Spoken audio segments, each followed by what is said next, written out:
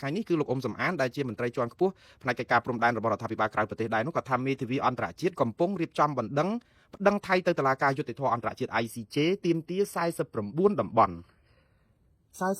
បន់ច្រើនណាស់បងប្អូនតើលោកអ៊ុំសំអានទាមទារតំបន់ណាខ្លះហើយហេតុអីបានជាមានដំណឹងតាក់ទងនឹងតុលាការព្រហ្មទណ្ឌយុត្តិធម៌អន្តរជាតិនឹងទៅហើយតាមពិតបងប្អូននៅចាំទេកាលពីប្រហែលសប្តាហ៍មុននេះគឺរដ្ឋាភិបាលក្រៅប្រទេសនេះបានពឹងពាក់លោកមេធាវីអន្តរជាតិម្នាក់គឺលោក Richard Rogers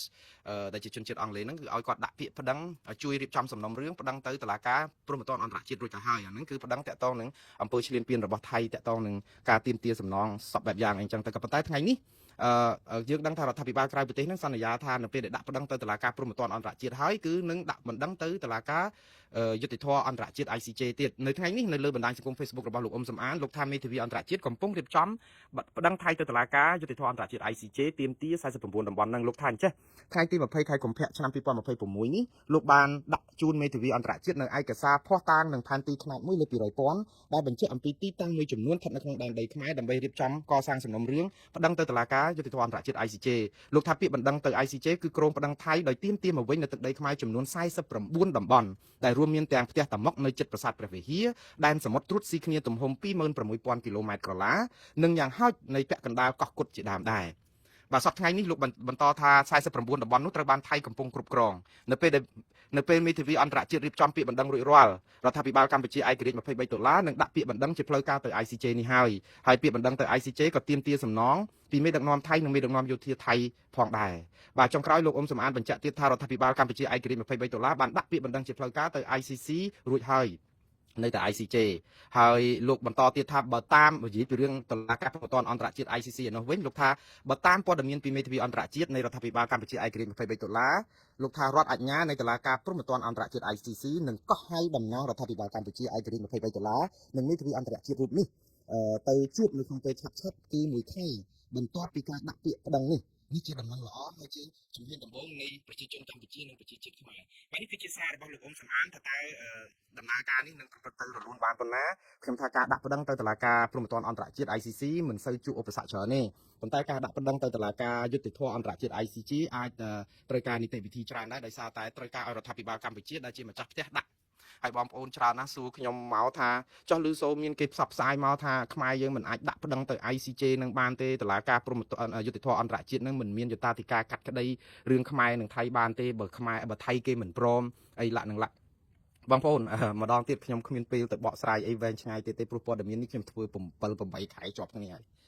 យវាអត់មានច្បាប់ណាមកហាមឃាត់គូទំនាស់ដែលមានរឿងដែលដោះស្រាយគ្នាមិនចេញមិនឲ្យប្តឹងទៅអាជ្ញាកណ្ដាលទេខ្ញុំនិយាយយ៉ាងខ្លីតែប៉ុណ្្នឹងទេគឺធម្មតានៅសន្ធិសញ្ញាអីក៏ដោយឲ្យតែគេចែងមកគឺវាត្រូវតែមានការចែងអំពីយន្តការរកដំណោះស្រាយហើយដំណោះស្រាយហ្នឹងគឺបានន័យថាត្រូវតែប្តឹងទៅអាជ្ញាកណ្ដាលមួយមិនមែនប្តឹងទៅគូភាគីរៀងខ្លួនទេនៅក្នុងការកិច្ចសន្យានៃសន្ធិសញ្ញាឬក៏កិច្ចព្រមព្រៀងគ្នាវាត្រូវតែមានយន្តការអន្តរជាតិណាមួយដោះស្រាយហើយចំនួនរវាងកម្ពុជាថៃនេះមិនមែនទៅកើតឡើងឥឡូវទេតាំងពីឆ្នាំ1959រឿងប្រាសាទព្រះវិហារមកម៉េះហើយក្នុងរឿងប្រាសាទព្រះវិហារមកថៃអត់ដែលទទួលស្គាល់យុត្តាធិការកម្ពុជាទេដូច្នេះថៃនៅតែត្រ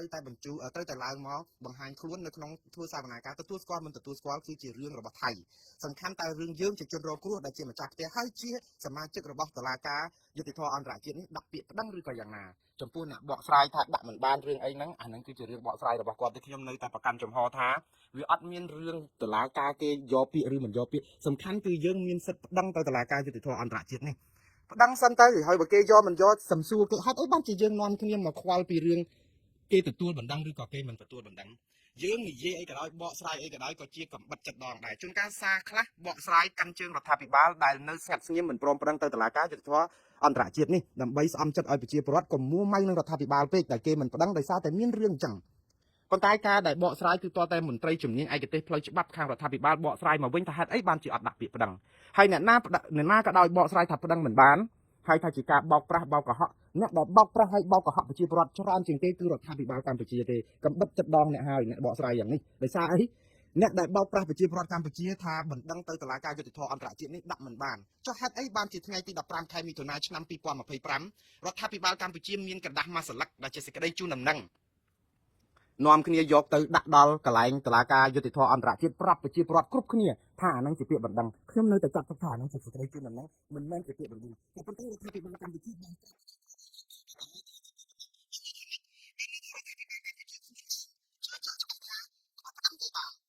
ដូច្នេះបណ្ណាថាបណ្ដឹងគេមិនបានគឺយើងជាអ្នកដែលទៅរករឿងរដ្ឋាភិបាលកម្ពុជាបោកប្រជាពលរដ្ឋទេវាមិនមែនតាក់ទងនឹងរឿងថាបានមិនបានហើយម្ដងទៀតបងប្អូនរឿងបណ្ដឹងបានមិនបានវាមិនមែនអាស្រ័យនៅលើយើងបកស្រាយទេបណ្ដឹងបានមិនបានគឺរឿងចាស់